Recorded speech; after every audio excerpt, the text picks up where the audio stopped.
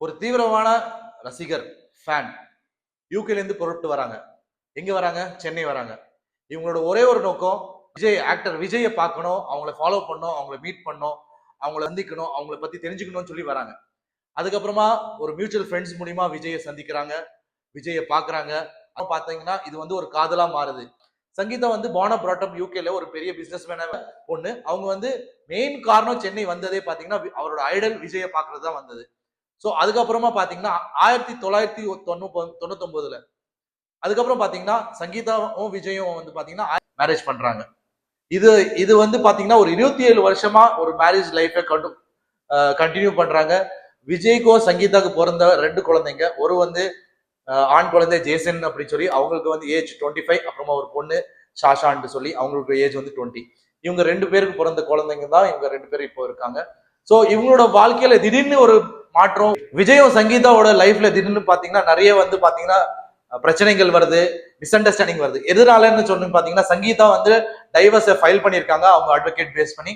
இது Hindu marriage act பிரகாரம் பாத்தீங்கன்னா ஒரு ஒரு பெண்ணு மேரேஜ் ஆக்ட் பிரகாரம் ஒரு டைவர்ஸ் யாரும் ஃபைல் பண்ணலாம்னா ஏதோ ஒரு தொடர்பு இல்லீகல் தொடர்புல இருக்கும் போது இல்ல வேற ஏதோ பிரச்சனைல மாட்டினா இவங்க வந்து டைவர்ஸ்க்கு ஃபைல் பண்ணலாம்.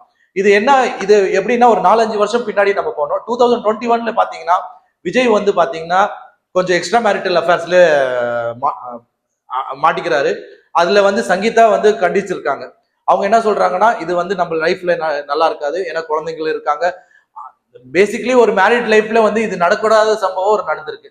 ஸோ அது கன்சல்ட் பண்றதுக்கு தான் திருப்பியும் விஜய் வந்து நிறைய முயற்சி எடுத்திருக்காரு. அதை பத்தி அவங்களும் போய் நிறைய கவுன்சிலிங்கும் பண்ணியிருக்காரு. பட் என்ன ஆகுதுன்னா அது காலகட்டத்து போகல. விஜய் வந்து அந்த கொடுத்த வாக்கு வந்து காப்பாற்ற முடியாத ஒரு சூழ்நிலை. சங்கீதாவை வந்து பாத்தீங்கன்னா இதுவும் பார்த்து நிறைய வந்து மியூச்சுவலா போயிடலான்னு சொல்லி நிறைய ட்ரை பண்றாங்க. பட் அல்டிமேட்லி அவங்க வந்து என்ன பண்றாங்கன்னா அவங்க குழந்தையோட யூகே ஷிஃப்ட் ஆறாங்க. ஸோ அன்னிலேருந்து பாத்தீங்கன்னா அவங்க வந்து இப்போ பிரிஞ்சுதான் இருக்காங்க. ஸோ இந்த நேரத்துல இப்போ இருக்க ஒரு அரசியல் சூட்டுல தமிழ்நாடு எலெக்ஷன் டைம்ல வந்து இந்த மாதிரி ஒரு நியூஸ் வருதுன்னா இது வந்து பாத்தீங்கன்னா டெஃபினட்டா வந்து விஜயோட அரசியல் கேரியர்ல வந்து பாத்தீங்கன்னா மிகப்பெரிய ஒரு தாக்குதல் தான். பிளஸ் இந்த லைஃப் சிச்சுவேஷன் வந்து அவர் இன்னும் நல்லா ஹேண்டில் பண்ணியிருக்கலாம். ஸோ இதுதான் இப்போதைக்கு பாத்தீங்கன்னா சிச்சுவேஷன். டைவர்ஸை ஃபைல் பண்ணியிருக்காங்க, அவங்க பிரிஞ்சு வாழ்ந்துட்டு இருக்காங்க, மியூச்சுவல் கன்சென்ட் எதுவுமே கிடையாது. இப்போ விஜய் வந்து இப்போ பாத்தீங்கன்னா இந்த அரசியல்ல வந்தனால இது ஒரு சுச்சுவேஷன், இந்த ஒரு அவரோட கேரியர்ல பாத்தீங்கன்னா ஒரு மிகப்பெரிய தாக்குதல் தான். விஜய் வந்து பாத்தீங்கன்னா இப்போ இந்த சுச்சுவேஷன்ல போயிட்டு என்ன பண்ணியிருக்காரு, எந்த இது எல்லாமே பாத்தீங்கன்னா சங்கீதா சைட்ல இருந்து வந்த சுச்சுவேஷன்ஸ் தான். இது வந்து அவங்க மேல ஒரு குற்றச்சாட்டுதல் தான், அவங்க மேல ஒரு அலிகேஷன்ஸ் தான் பண்ணியிருக்காங்க. இது பத்தி விஜய் முன்னாடி வந்துட்டு எதுவுமே பேசல. இந்த எலெக்ஷன் டைம்ல இது வந்து பாத்தீங்கன்னா ஒரு ஆளுங்கட்சிக்கு பிளஸ் மற்ற கட்சி நபர்கள்லாம் பாத்தீங்கன்னா ஒரு ஒரு பாயிண்டா வந்துருச்சு. ஏன்னா இப்போ வந்து பாத்தீங்கன்னா ஒரு பர்சனலா வந்துருச்சு. இது வந்து ஒன்ஸ் அரசியல்ல வரும்போது நீங்க பர்சனலா வந்துருச்சுன்னா இந்த மாதிரி வந்துன்னா தாக்கல் ரொம்ப அதிகமா இருக்கும். இன்னொன்னு ஒரு நெகட்டிவ் என்னன்னா விஜய்க்கு இவர் ஃபேமிலி மேனா எடுத்துட்டு போயிட்டு இருந்தாரு. இப்போ வந்து நிறைய ஓட்ஸ் எல்லாம் பிரிஞ்சு போறதுக்கு ஒரு ஆப்ஷன் இருக்கு. ஏன் சொல்ல வரேன்னா நிறைய ஃபேன் ஃபாலோயிங்ஸ் பாத்தீங்கன்னா ஃபீமேல் ஃபேன் ஃபாலோயிங்ஸ் இருக்காங்க விஜய்க்கு.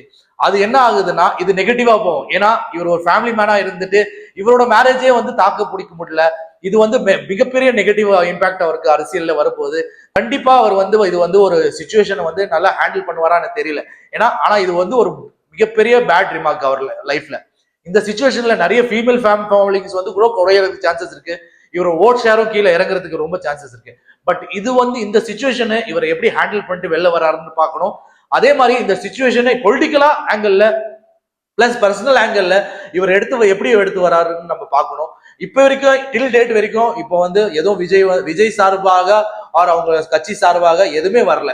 ஸோ இவர் எப்படி இந்த சுச்சுவேஷன் ஹேண்டில் பண்ணுவாரு, இந்த பிரச்சனையில இருந்து எப்படி நீந்து வருவாரு, போக போக தான் தெரியும். அவர் வந்து பேசின அப்புறம் தான் நம்ம திருப்பியும் தொடருவோம். அது வரைக்கும் நன்றி, வணக்கம்.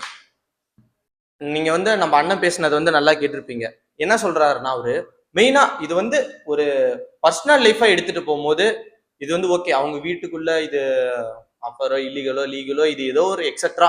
ஆனா அவர் வந்து ஒரு தாவேகா கட்சியோட தலைவரா இருக்கும் போது இதை வந்து நம்ம ஒரு அரசியலா பார்க்கும் போது இதுக்கு அவருக்கு ஒரு பேக்வேர்டு தான். ஏன் பேக்வேர்டுன்னு சொல்லிட்டு சொல்றேன், அவருக்கு மெஜாரிட்டியா ஃபீமேல் ஓட்டு வந்து கொஞ்சம் அதிகம். ஏன்னா ஃபேமிலி சென்டிமெண்ட் இந்த மாதிரி அவர் கொஞ்சம் எடுத்துட்டு போறாரு. இப்போ வந்து அந்த பக்கம் வந்து ஒரு ஓட்டு வந்து அப்படியே அடி வாங்கும். இது வந்து அவருக்கு ஒரு பெரிய அடி.